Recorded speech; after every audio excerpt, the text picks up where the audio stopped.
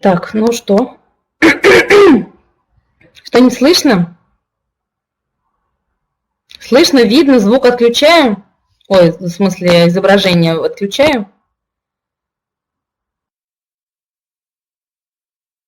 Быстрому, пока все работает.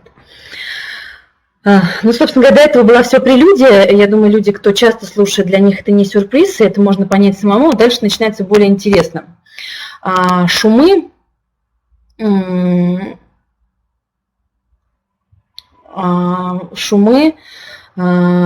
могут меняться в зависимости от фазы вдоха-выдоха и от систолы, диастолы.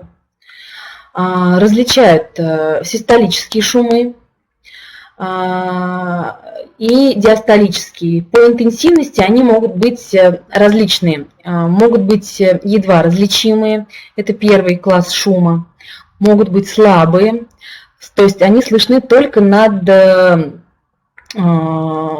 точкой оптимума, да, над клапаном непосредственно, где есть проблема. Отчетливо слышны и умеренно распространены от пункта оптимума. То есть незначительно вы смещаете датчик, и вокруг все равно слышно шум. Четвертой степени шумы, которые слышны как в точке оптимума, так даже слышны на противоположной стороне грудной клетки.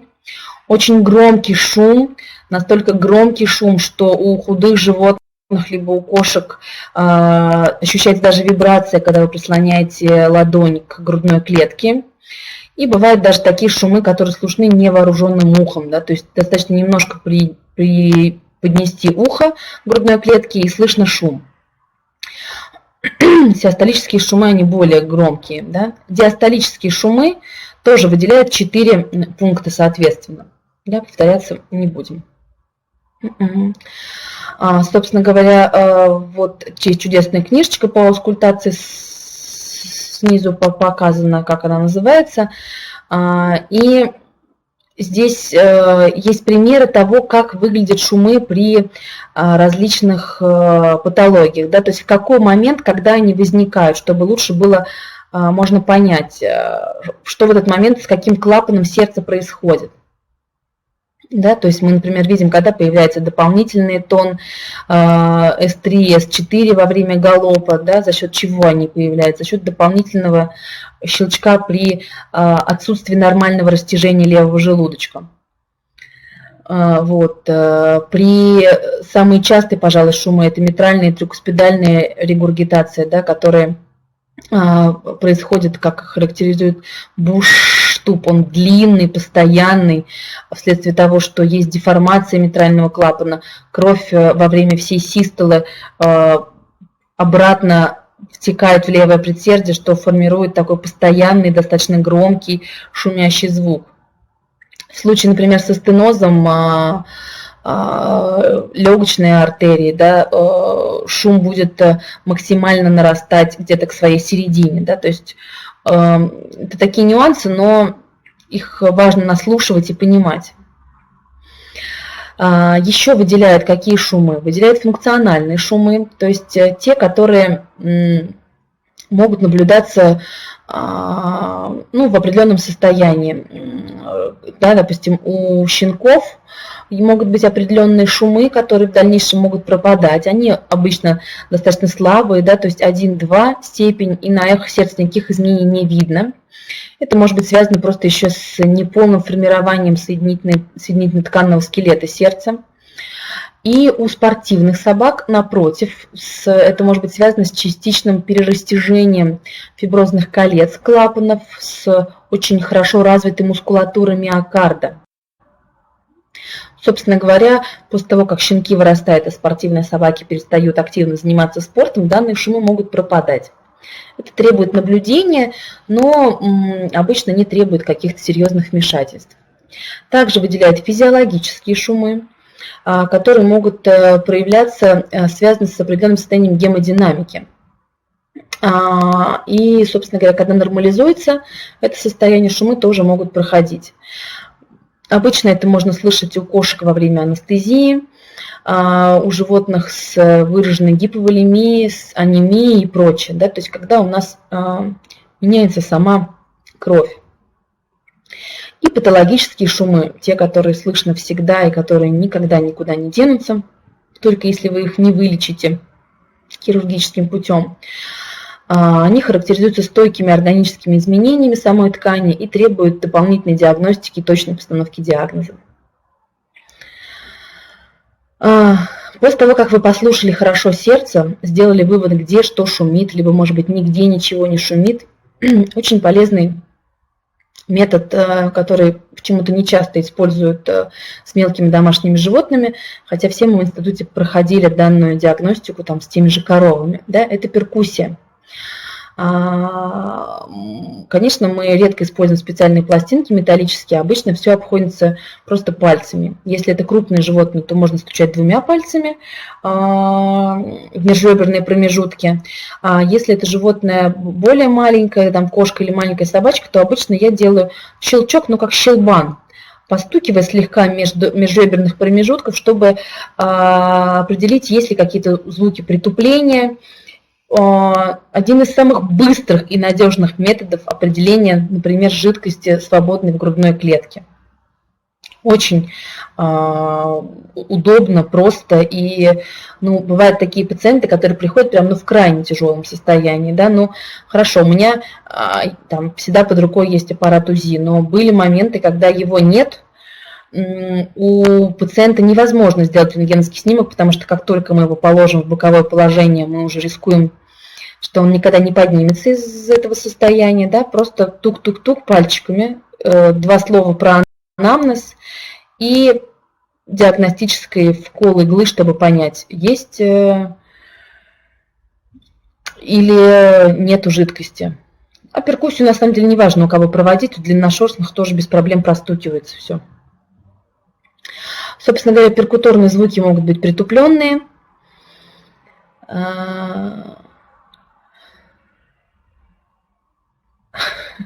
Это состояние, когда у животных, например, у Зинхунда, который у меня был с абсцессом легкого, мы удалили порядка 6 литров жидкости из грудной клетки.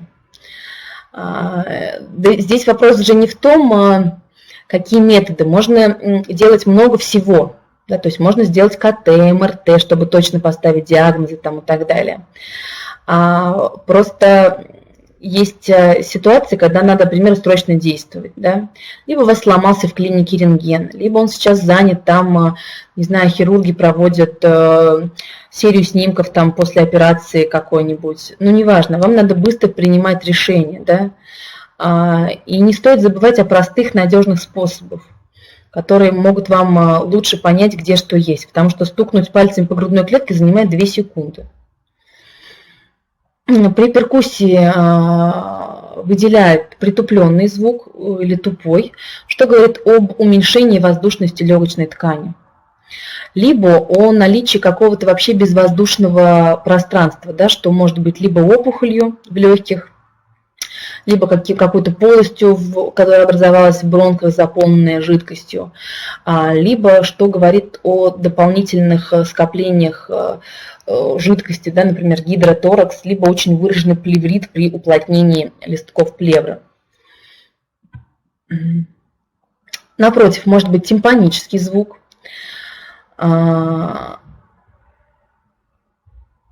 Звук должен быть не звонкий, в норме звук должен быть, так как все-таки мы говорим в зависимости от того, в каком месте вы стучите. Да? То есть мы проводим перкуссию через несколько межреберьев, да? В области сердца и в области каудальных долей легких. Соответственно, в области сердца звук будет более притупленный, потому что есть, собственно говоря, само сердце. А в области каудальных долей легких звук должен быть более тимпаническим. И это то же самое, как здесь сложно прямо четко сказать, какое. То, что он должен быть ясным, это однозначно. Звонким он быть не должен. Но у меня нет музыкального образования, чтобы так четко это все Слушайте, а как выбирать арбузы, какой должен быть звук, это еще более сложное для меня понятие, чем перкуссия грудной клетки. История в том, что как понять, какой должен быть звук, кто как слышит, ребят. У нас у всех на прием приходят кошки и собачки на вакцинации. Мы берем этих животных и всех простукиваем, прослушиваем. Во-первых, доктор понимает, владелец, точнее, понимает, что его животное внимательно посмотрели и изучили. А во-вторых, врач нарабатывает на себя огромную базу звуков, как аускультативных, так и перкуторных.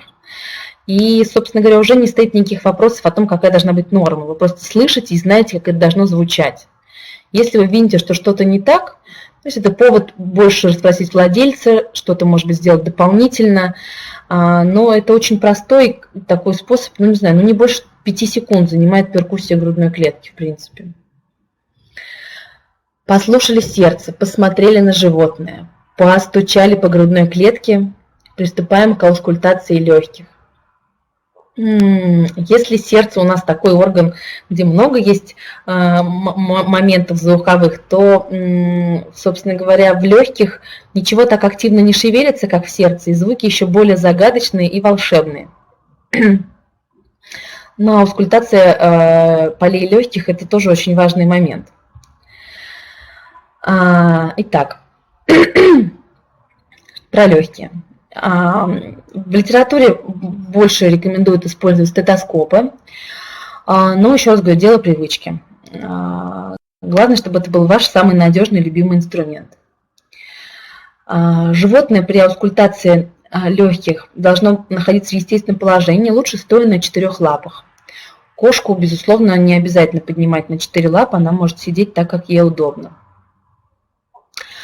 Аускультируем мы несколько точек справа и несколько точек слева. Обязательно аускультируем краниальные доли, каудальные доли и также смещаемся относительно от позвоночного столба к грудной кости, то есть как вдоль, так и поперек. Все прослушиваем и обязательно не забываем выслушать шейный отдел трахеи для того, чтобы оценить, насколько у нас шумы проходят из верхних дыхательных путей, имеется в виду нос, носоглотка. Стараемся свести все помехи к минимуму, мы уже их обсуждали, не будем повторяться. И помним про форму грудной клетки, в случае с легкими это тоже играет немалую роль. В общем-то, откуда в сердце шум, мы все понимаем, кровь течет, мы слышим, как, не знаем, течет водичка у нас там из крана, она шумит. Откуда в легких шум? Воздух тоже движется по дыхательным путям. Сила трения никто не отменял. И, собственно говоря, когда этот поток вначале мы вдыхаем, он движется по более широким дыхательным путям, он более хаотичный. По прохождении от более крупных бронхов к мелким он становится более упорядоченным, и звук сам по себе становится тише. Из этого делаем выводы, что на звук влияет просвет дыхательных путей, то есть сам диаметр, плотность окружающей ткани, потому что это не железные трубочки, они тоже в процессе вдоха-выдоха имеют свойство растягиваться и сужаться, и объем вдыхаемого воздуха, насколько глубоко и много вдыхает. Мне кажется, все знают, как, не знаю, там дети в школе пытались обманывать, что они больны, и дышать шумно, там, я задыхаюсь, вот это все. То есть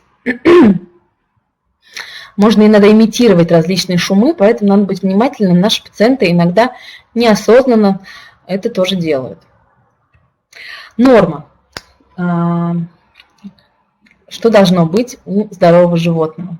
В поле легких выслушивается визикулярное либо альвеолярное дыхание. То есть здесь спорный момент, как называть его, с точки зрения анатомии, наверное, правильнее альвеолярное, которое образуется при расширении альвеол. Это такой мягкий шум, который слышно во время вдоха и который немного ослабевает к началу выдоха. Напоминает звук «ф», если произносить его на вдохе. Не постесняйтесь сейчас, все, кто сидят, кого я не вижу, попробуйте взять в себя воздух, произнося букву «ф», то есть как бы вдыхаем и говорим.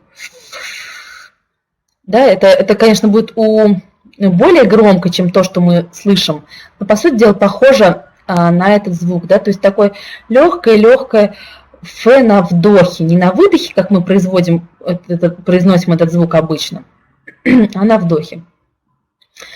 В норме, когда мы слушаем, аускультируем область шеи, да, на уровне трахеи, слышен звук х. Точно так же его лучше произносить на вдохе, не на выдохе, то есть он более мягкий. Я надеюсь, все пробуют, не одна я тут стараюсь. Что может быть особенного, да, то есть такие варианты нормы, не нормы, да, незначительные изменения. Может быть ослабление альвеолярного дыхания. Молодцы, все дышим. То есть, когда не все альвеолы у нас включены в этот процесс, да, либо они включены в него недостаточно. Это может быть при аталектазе легкого, то есть когда у нас есть какое-то легкое нерабочее. Из-за этого у нас меньше альвеол по общему объему включены в процесс, и из-за этого наше «ф» будет такое, ну вообще его будет почти что не слышно. Да? Может быть, в принципе, слабость дыхательного акта, то есть когда животное вообще само по себе слабо дышит. Ну, например, у животного травма, да, грудной клетки, можно говорить, сломано ребро, у него прекрасные легкие, нет в них никаких патологических скоплений, но животному просто страшно вдохнуть, потому что ему больно. Из-за этого, собственно говоря, будет тоже такой очень слабо выраженный звук. Вследствие каких-то дополнительных помех, которые просто не пропускают звук к фонендоскопу, либо скопление воздуха, либо жидкости в прослойке, которая мешает нам слышать. Вследствие потери эластичности альвеол, когда они перестают нормально сужаться и расширяться. Чаще всего это связано с эмфиземой. Да? То есть напомню, что при эмфиземе альвеолки вследствие длительного перерастяжения теряют свою эластичность. Обычно, когда я рассказываю владельцам, я это сравниваю с целлофановым пакетом. Если взять пакетик, продавить его пальцем целлофановым, там образуется такая полость, которая уже никак не растягивается. То же самое примерно происходит и с каждой конкретной альвеолкой вследствие длительного перегруза объемом воздуха. При выраженном ожирении, когда животное очень толстое, собственно говоря, тоже плохо слышно, и при уплотнении плевры. Про плевру так достаточно все сложно. Усиление альвеолярного дыхания, то есть это наше же «ф», только такая более хорошо слышная, да? Может быть при сужении мелких и мельчайших бронхов, при каких-то начальных стадиях воспаления, либо бронхоконстрикции, да, те же астматические проявления.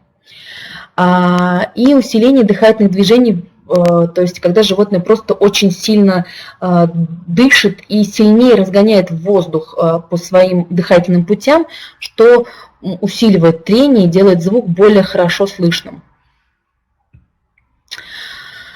В сердце шумы, в легких хрипы. Собственно говоря, они возникают, когда воздух проходит через какие-то дополнительные компоненты, которые находятся в просвете бронхов. Да? Обычно это выпад, какая-то кровь, какие-то скопления слизи, гноя и прочее. Хрипы могут быть влажными и сухими. Влажные хрипы. Собственно говоря, когда воздух проходит через какую-то влагу либо жидкость, того они так и названы. В зависимости от просвета бронхов, где хрипы более хорошо слышны, аускультативно, да, соответственно, краниальные или каудальные доли, да, можно выделять мелкопузырчатые хрипы, более мелкие бронхи, среднепузырчатые и крупнопузырчатые хрипы. Соответственно, крупнопузырчатые хрипы более громкие, чем мелкопузырчатые. И обычно хрипы лучше слышно на вдохе, да, то есть когда идет активное растяжение мелких бронхов и расправление, и вот эта слизь расклеивается под напором воздуха, который проходит в грудную клетку. Сухие хрипы. Сухие хрипы, они тоже развиваются из-за изменения просветов бронхов, чаще всего из-за сужения бронхов. Они также могут быть связаны с секретом, только если этот секрет не хаотично распределен по бронху, и воздух как бы вынужден через него продираться, а когда он поналипает на стенках, формируя сужение, да? Когда идет уплотнение и отек стенки бронха из-за воспаления, да, то есть сама по себе стенка бронха утолщена, отечна, гиперемирована. Вот, различают свистящие хрипы, гудящие, жужжащие. Здесь уже насколько у вас музыкальный слух. Но, собственно говоря, как они называются, такие похожие звуки вы и слышите своими ушами. Здесь просто важно, что когда вы пишете, например, влажный свистящий хрип, это не совсем правильно, да, то есть будет правильнее указать там влажные крупнопузырчатые хрипы и сухие свистящие хрипы на вдохе, да, и те, и другие лучше слышны на вдохе. Отдельно выделяют такой момент, как крепитация. Это особенное потрескивание, возникающее при разлипании альвеол. Слипаются они, собственно говоря, тоже из-за наличия в них патологического секрета. И лучше всего слышны на максимальном вдохе, потому что крепитация образуется именно в альвеолах. Это не когда некий секрет в просвете бронх, а когда он в альвеолах. Чтобы понять, что такое крепитация, берем волосы, у кого есть, либо, не знаю, просим родных и близких, кошек, и все трем у себя над ухом. То есть берем пучочек волос, вот я сейчас тру, и вот такое потрескивание над ухом происходит. Именно такое ощущение крепитации.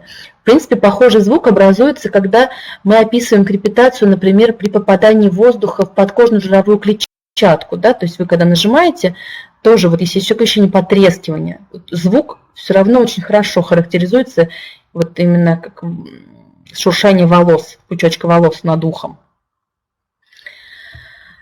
Отдельно выделяется придорожное дыхание. Дыхание, я думаю, слышал этот каждый. И его, собственно говоря, чтобы его услышать, даже не всегда нужен фонендоскоп. Его слышно абсолютно свободным ухом. Процесс обычно, который приводит к средорозному дыханию в верхних дыхательных путях, либо на уровне даже гортани, когда есть какое-то выраженное сужение, иногда это могут быть какие-то инородные предметы, либо очень выраженный коллапс трахеи, то есть выраженное сужение верхних дыхательных путей. Это, собственно говоря, когда вы такое слышите, то звук как бронхиальное дыхание, то есть х. И чтобы не перепутать с хрипами, да, то он будет на вдохе менее выраженным. И будет у животного именно такое ощущение, что ему сложно выдохнуть. Да, то есть, так как сам по себе вдох это более, это более осознанный акт, да, то есть когда напрягается вся дыхательная мускулатура, больше сил, то выдох это более пассивный акт. И поэтому, когда есть какая-то обструкция верхних дыхательных путей, выдох, так как он с меньшей силой, он тяжелее протекает.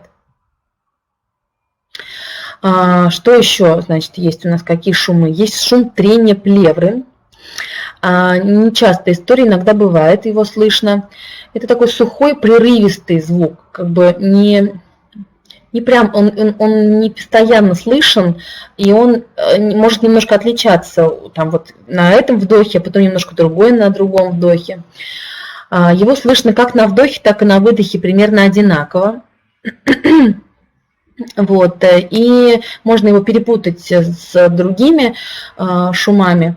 Но здесь важно помнить, что такое хитрость. Если вы фонендоскопом сильнее придавливаете фонендоскоп к грудной клетке, то он будет усиливаться, а хрипы при том никак не будут меняться. И иногда, например, если у вас есть сомнения насчет того, влажные хрипы, либо сухие хрипы, можно такой метод сделать. Это, в принципе, надо делать, когда вы проводите обследование животного. Да, я как-то не сказала об этом в начале. Когда мы оцениваем положительный либо отрицательный кашлевой или трахеальный рефлекс, его по-разному называют.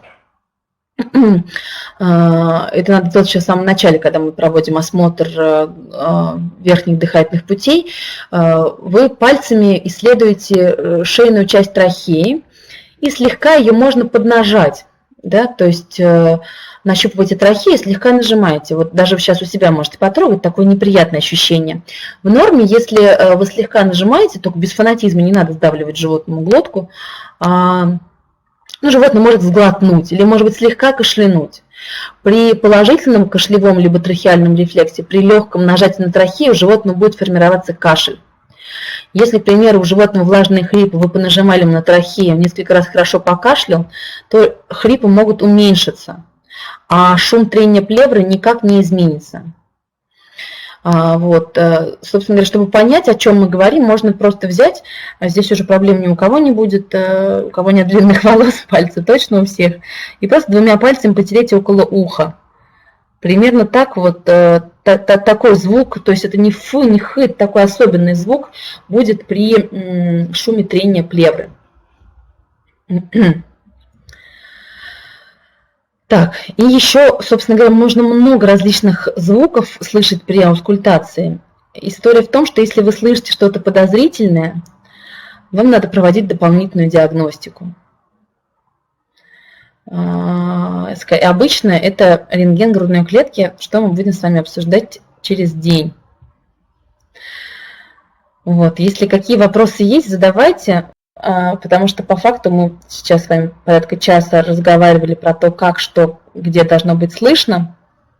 К сожалению, звуковые файлы не прикрепляются, но все равно очень по-разному слышно, когда вы слушаете фонендоскоп и когда вы слушаете звуковой записью, да, это совсем не одно и то же. Вот. И вот то, что мы с вами обсуждали фактически порядка часа, по факту занимает на приеме по времени не более 5 минут. Поэтому в ваших силах овладеть этим навыком. Что касается стоимости фонендоскопов и так далее, то достаточно купить хороший фонендоскоп, не должен быть каким-то космическим. 1000 за 3-4 можно купить очень хороший, достойный фонендоскоп, кто вам облегчит жизнь, вы просто поймете, как это приятно. Так, вопросы давайте. Правильно аускультировать животных в стоячем положении. Кошки просто часто не стоят, а садятся в позу сфинкса. Да? То есть кошка сидит, согнув все 4 лапы, как сфинкс. В таком положении ее также удобно прослушивать. Неудобно и неправильно слушать животных на одном либо на другом боку, когда они лежат. Это мы говорим про идеальные варианты, да, если ваше животное в принципе лежачее, то слушайте его как-нибудь, не надо пытаться поставить собаку со сломанными лапами. Но, в общем-то, идеальная аускультация считается, да, когда грудная клетка расположена таким образом, что вот грудная кость, позвоночный столб и грудная кость находятся друг под другом, никак не смещены, да, и ничего не сдавливает легкие ни с одной, ни с другой стороны.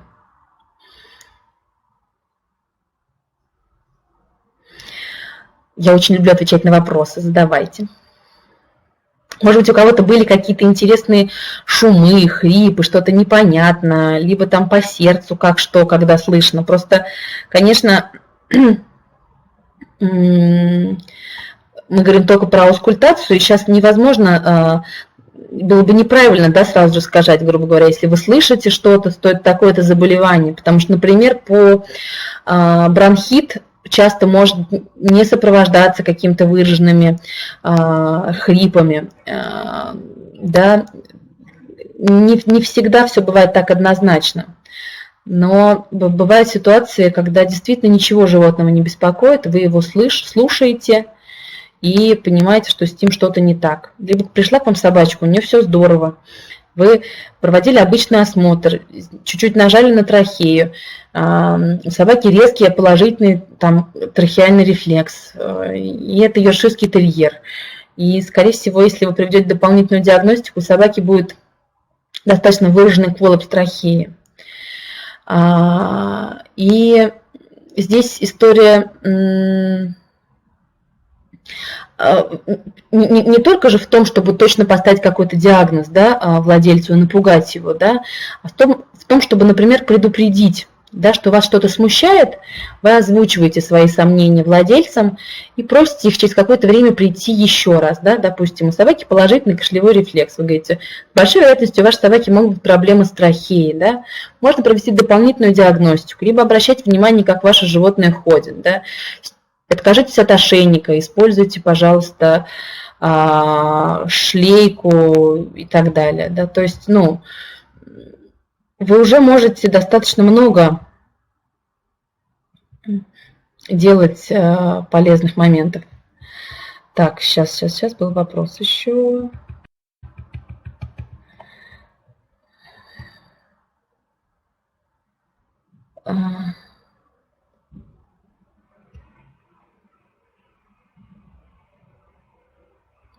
Так, про пульсовую волну вопрос был. Когда у нас есть, то есть вы в сердце, вы во фонендоскоп услышали бутуп, а пульсовой волны нету, это значит, что в этот момент сердце сократилось неэффективно. Это бывает, например,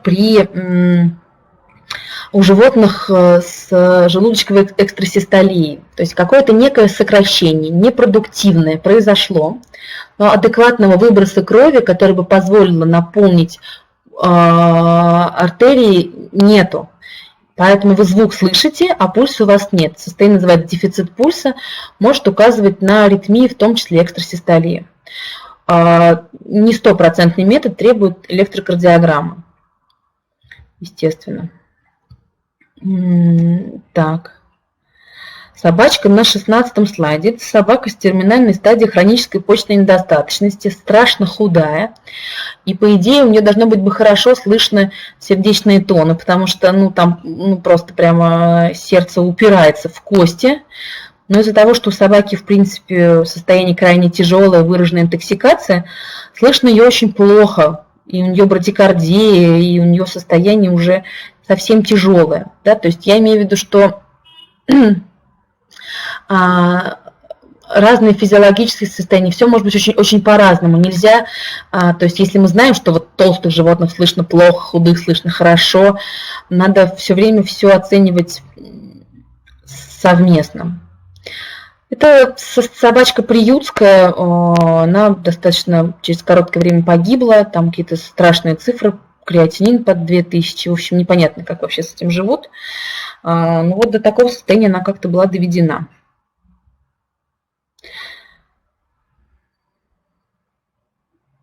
Так, у кошек же нельзя точно дифференцировать, откуда шум из-за размера сердца. Нет. У кошек, смотрите, у нас есть бутуп, первый и второй тон. То есть мы точно можем сказать, грубо говоря, трикуспидальный митральный клапан, либо полулунные клапаны. Это мы все-таки различаем. Конечно, если у кошки очень выраженная тахикардия, бывает, этот звук просто невозможно услышать. То есть, если, например, у нас есть кошка с регургитацией на митральном клапане, то мы должны слышать этот звук как звук после S1, да, то есть на систоле, когда происходит систола, сокращаются желудочки, кровь выбрасывается в аорту, но часть этой крови обратно затекает в предсердие. И получается, вы должны слышать буш-штуп. Но если у вас кошка, у которой частота сердечных 200 с лишним, то это в норме. Слышно как буту-буту-буту-буту-буту-буту. Услышать между этим еще штуп-штуп-штуп очень бывает проблематично. Но, в общем-то, понять однозначно атриовентрикулярный либо полулунные клапаны у кошек можно. И дальше мы ориентируемся, соответственно, направо-налево. Понять у кошки 100% аорта или легочная достаточно сложно. Здесь мы ориентируемся на те патологии, которые чаще бывают, и как они звучат. Да? То есть мы знаем, что, например, стеноз легочной артерии имеет такой более звонкий, жужжащий звук, даже можно так сказать. Да? На аорте будет более шумный звук, да, и более, может быть, сильный. Но прямо 100% на основании аускультации утверждать, наверное, действительно сложно. Но такого, что прям вот совсем не разобрать, нет. Конечно, мы можем хотя бы ориентироваться на то, что первый, второй тон мы уже сможем отдифференцировать, что откуда берется. Так.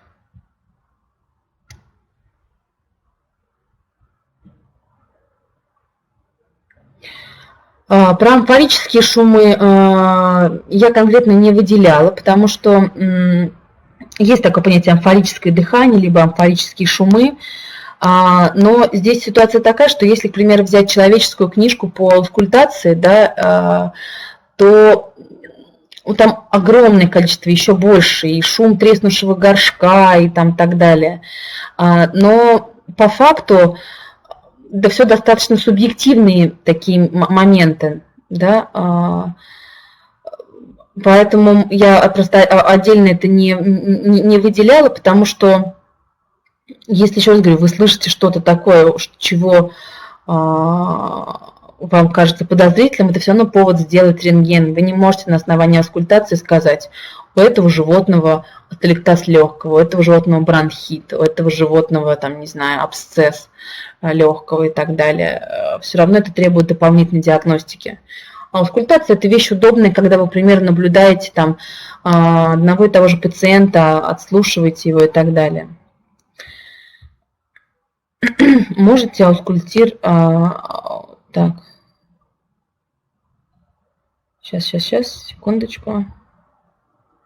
Так, что касается у кошек с гипертрофической кардиомиопатией при их аускультации. Все непросто. История в том, что кошки могут шуметь, как в норме. То есть такое есть функциональная ситуация. То есть не всегда это может говорить о гипертрофической кардиомиопатии.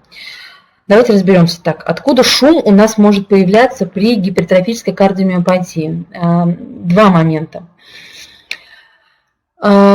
Первое. Если у нас вследствие гипертрофической кардиомиопатии произошла дилатация левого предсердия и есть регургитация на митральном клапане, да, то есть кольцо митрального клапана расширилось, сам по себе клапан уплотнился и есть обратный ток крови из желудочка в предсердие. Это первый вариант шума, он может быть слышен. Второй вариант шума при очень выраженной гипертрофии левого желудочка может быть такой механизм, как переднее систолическое движение створки митрального клапана.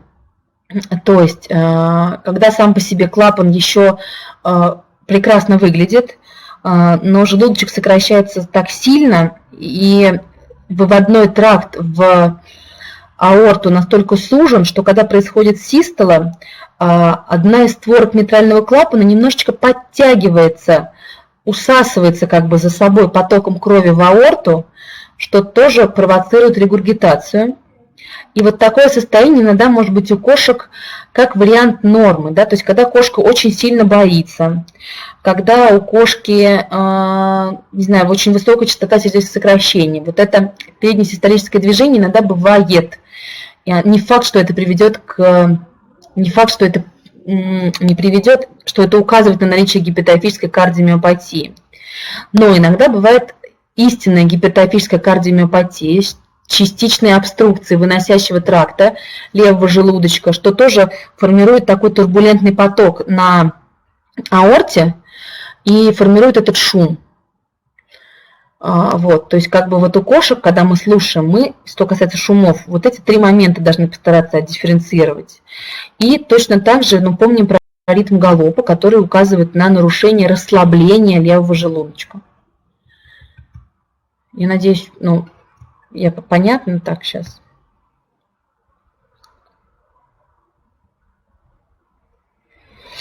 Так, брадикардия на приеме. Вот у меня, по моему опыту, брадикардия достаточно... нет, во-первых, какая брадикардия? Если цифра это меньше 80, там 60, даже до 60, то это нормальное явление.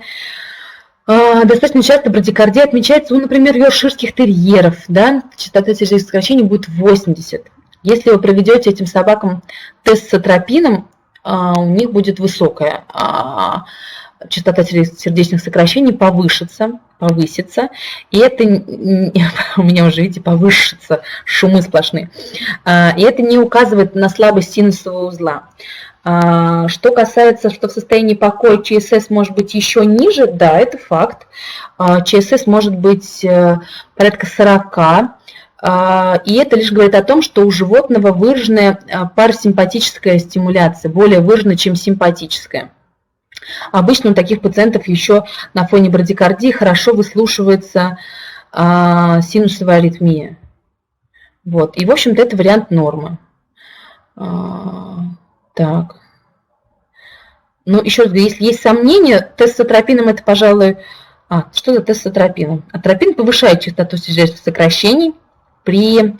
Ну, это такая уже глубокая кардиологическая тема. Обычно при слабости синусового узла частота сердечных сокращений поднимается незначительно, но есть определенные состояния, когда она тоже может подниматься. Я бы не делала йоркширскому терьеру никогда атропин. Я бы попросила владельцев, не знаю, что-нибудь сделать с собакой, напугать его, как-то там что-нибудь с ним сделать, чтобы сделать короткий стресс. Либо, к примеру, вам пришел йоркширский терьер, вы его послушали, а у него такое ощущение, что, скажем, не брадикардия, нетипично невысокая частота сердечных сокращений для собаки в стрессе. Он пришел к вам на вакцинацию, послушайте его после укола, скорее всего, частота сердечных сокращений повысится. Это просто указывает на выраженную парасимпатическую стимуляцию. Так, подождите. При астме кошек, конечно, может быть повышение воздушности легких, то есть при перкуссии у вас будет в каудальных долях более далеко слышен тимпанический звук выраженный. При аускультации у вас будет снижение альвеолярного дыхания, потому что уже растянуты альвеолы, они уже плохие. Но здесь все зависит от того, на какой стадии астма кошек. Если астма у кошки уже давно, и уже случились признаки эмфиземы, это одна история. Если астма кошек была осложнена чем-то еще, и есть выраженная бронхоконстрикция, это другая история, могут быть сухие хрипы. Если кошка первый раз закашляла, возможно, при аускультации вообще ничего не услышать. Обязательно всем кошкам с кашлем надо делать рентген, потому что, конечно, мы на рентгене не сможем поставить диагноз астма. Нету, может быть, предположение, но это точно будет не 100%. Мы делаем это, чтобы исключить другие моменты. Поэтому какие-то настораживающие звуки, они есть, но не 100%. Как слушать брахиоцефалов, это невозможно. Сложно слушать, стараемся отвлечь на 2 секунды, чтобы они не дышали, пытаться прослушать им сердце. Легкие прослушать у брахиоцефалов бывает действительно почти что невозможно. Так и пишем. Родился таковым, слушать его невозможно. Так, нажать на глаза, это, видимо, стимуляция каротидных синусов имеется в виду, в том числе стимуляция вагуса. Слушайте, я с трудом представляю себе врача, кто при владельцах будет жать на глазах, особенно собаки. Нет, во-первых, если вы нажмете на глаза, вы напротив замедлите частоту сердечных сокращений, а атропин ее ускоряет. Потом все-таки, не стоит так делать. Каротидные синусы лучше, во-первых, те, которые находятся рядом с щитовидной железой. Я бы так не делала. Я бы просто попросила владельцев как-то, не знаю, развеселить собачку. Скорее всего, все нормализуется. Значит, ваготоник или нет. Этим тестом невозможно ничего определить. Если у вас есть реальные сомнения, смотрите, я часто вешаю животным холтер. Вот вчера ночью сидела, расшифровывала очередной. В норме у собаки ночью, независимо от размера, вообще пришли к выводу, что неважно, волкодав это или йоркширский терьер, частота сердечных сокращений у животных примерно одинакова. То есть вариабельность ее очень огромная. И если, и 80 или 60 йоркширского терьера это тоже вариант нормы. А ночью, например, когда мы смотрим таких животных, у них может быть во время холтера частота сердечных сокращений может быть 23, 25, и это тоже будет норма, без дополнительных каких-то ритмов выскальзывающих, все хорошо. Что касается каким влиянием больше подвержено сердце, симпатики либо парасимпатики, это можно определить только при помощи Холтера, называется вариабельность сердечного ритма. И то, скажем так, не супер точный. Если учесть то, что у нас каждую секунду на синусовый узел одномоментно там есть свои рецепторы, может воздействовать как симпатическая, так и парасимпатическая система, это не только вагус и норадреналин, это еще другие компоненты, то, ну, это сложно. Если у вас есть подозрение, что что-то не так с ритмом у собаки, надо действовать постепенно. Да? Вначале снимаем электрокардиограмму, потом все-таки проводим эхо сердца, потому что, ну, мало ли что у йорков там. Смотрим, может быть, есть какие-то новообразования, ну, что-то, что может макроскопически влиять на зоны иннервации сердца. Вот, поэтому вот так вот сказать,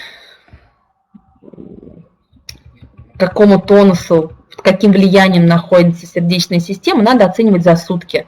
Только на приеме невозможно определить. Можно что-то, это может вас насторожить, вы можете озвучить это владельцам и предложить дополнительную диагностику. Это правильно, почему нет?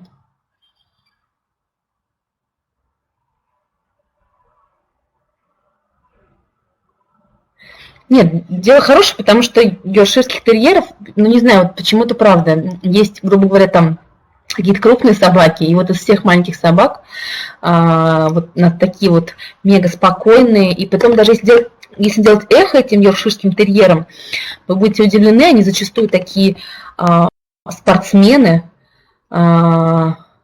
я бы сказала, да, то есть у них хорошо прокачанное сердце, у них может быть даже там псевдонормальный поток через митральный клапан, как это бывает у хорошо прокачанных левых желудочков, но это все вариант нормы. То есть зачастую, как мы не пытались найти какую-то болезнь, такой вот у молодого йоркширского терьера, ничего не находится, видимо, надо немножко подождать. Он состарится и будет часто к вам ходить. Давайте еще вопросы.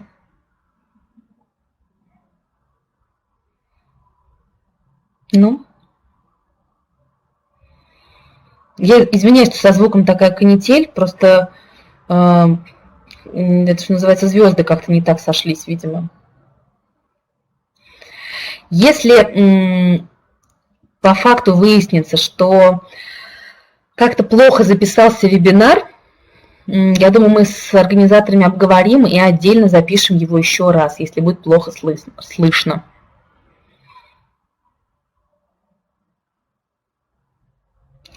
Марка фонендоскопа, Литман. У меня, еще раз говорю, до того, как появился вот супермодный, был обычный педиатрический. Но это не важно. Есть некоторым нравится реестровский. Я что люблю, то и говорю. Так, ссылки на шумы. У меня есть много книг с различными шумами, есть ветеринарные шумы, ну, это все, естественно, английская литература и так далее, есть человеческие. Мы обговорим с организаторами, насколько мы имеем право выкладывать эти данные. Может быть, мы выложим это на сайте,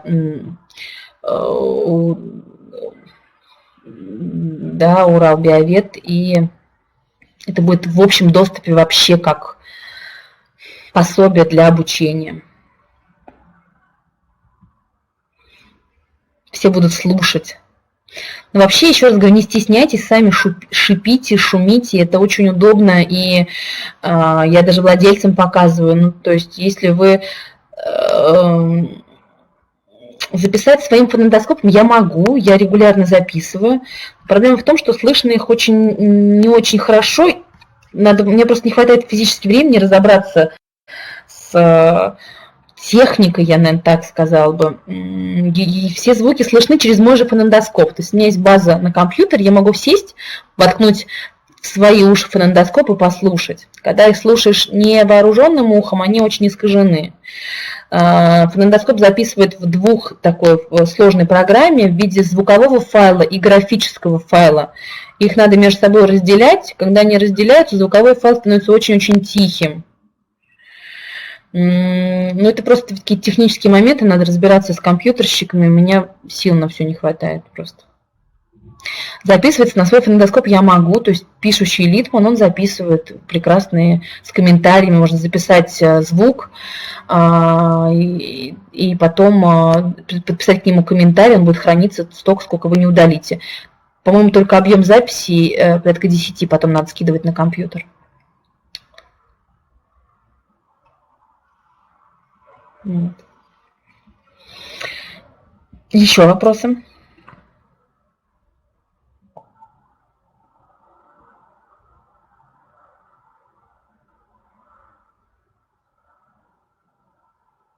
Спасибо вам всем за терпение, потому что я даже не ожидала такого внимания к аускультации. Многие думают, что они все знают про аускультацию. Ну, не знаю, я прям завороженно всех слушаю всегда, и это очень, очень полезно. Очень бывает, ну, по-хорошему приятно, когда ты что-то услышал, потом сделал исследование и подтвердил это, да, на рентгеновском снимке. То есть мы услышали что-то, что показалось нам может указывать на, ну, например, астму, да, провели бронхоальвеолярный лаваш, подтвердили. Услышали у животного незначительный шум на митральном клапане, сделали эхо сердца и подтвердили, что там есть там эндокардиоз первой степени, там, да. Услышали батал, сделали эхо, соперировали и спасли животному жизнь до того момента, когда владельцы вообще успели узнать еще, что он болит, и до того, как случилось ремоделирование миокарда, да. Поэтому это очень важно.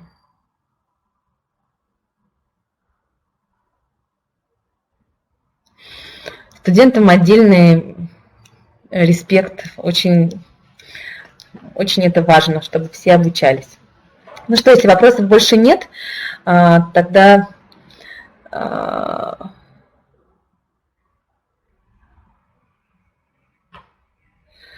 ой, ну от преподавателей вообще, преподавателям отдельное спасибо. Мне стыдно стало, что я давно не появлялась в своей академии на кафедре. Все, всем спасибо. До следующей лекции. Следующий будет рентген.